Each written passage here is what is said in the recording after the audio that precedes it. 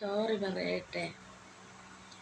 ഈ തുഷാരയുടെ പീഡന മരണം പോലെയാണ് എൻ്റെ ജീവിതമായിരുന്നത്. ഞാൻ പക്ഷെ മരിച്ചില്ല എന്നേ ഉള്ളൂ. ആത്മഹത്യ ചെയ്യാനെല്ലാം ശ്രമിച്ചിട്ടുണ്ട് 2-3 പ്രാവശ്യം. 23 വയസ്സിൽ മാരേജ് കഴിഞ്ഞു. 3 മാസം അവിടെ താമസിച്ചു. ആഭരണം കുറഞ്ഞു എന്നുള്ള കഷ്ടപ്പാടിൽ പട്ടിണിയെ ഇട്ടിരുന്നു. അവിടെ നിന്ന് 3 മാസം പ്രഗ്നൻ്റായി. അവിടെ നിന്ന് ഞാൻ ഇറങ്ങി ഓടി എൻ്റെ ഭവനത്തിൽ വന്നു. അന്ന് മുതൽ ഇന്ന് വരെ ഞാൻ എൻ്റെ ഭവനത്തിലാണ്. ഞാൻ എൻ്റെ മകനെ പ്രസവിക്കുന്ന സമയത്ത് എൻ്റെ സമുദായക്കാർ പോയി വിളിച്ചിട്ട് പോലും എൻ്റെ ഹസ്ബൻഡ് വന്നിട്ടില്ല. കേസ് പോലീസ് സ്റ്റേഷനിൽ കൊടുത്തു. കുട്ടിക്ക് കോടതി മുഖാന്തരം, ഫാമിലി കോർട്ട് മുഖാന്തരം കുഞ്ഞിന് 18 വയസ്സ് വരെ ചിലവിന് കൊടുക്കണമെന്ന് വിധിച്ചു.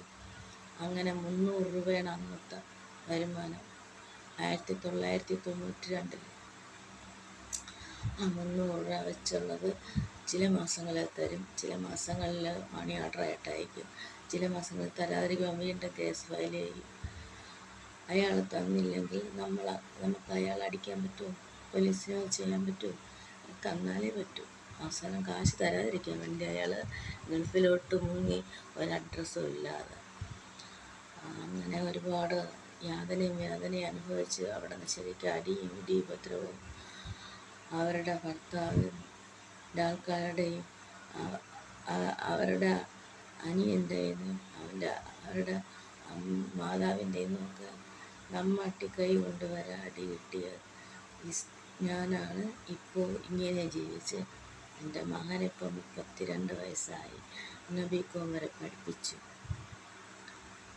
ഇനി അവന് സർക്കാർ ജോലി കിട്ടാൻ വേണ്ടി പ്രയത്നിച്ച് PSC എല്ലാം എഴുതുന്നുണ്ട്. പക്ഷേ അത് പാർട്ടിക്കാർ മുഖാന്തരം തട്ടിക്കളഞ്ഞ് തടസ്സപ്പെടുത്തി വെച്ചേക്കുകയാണ്.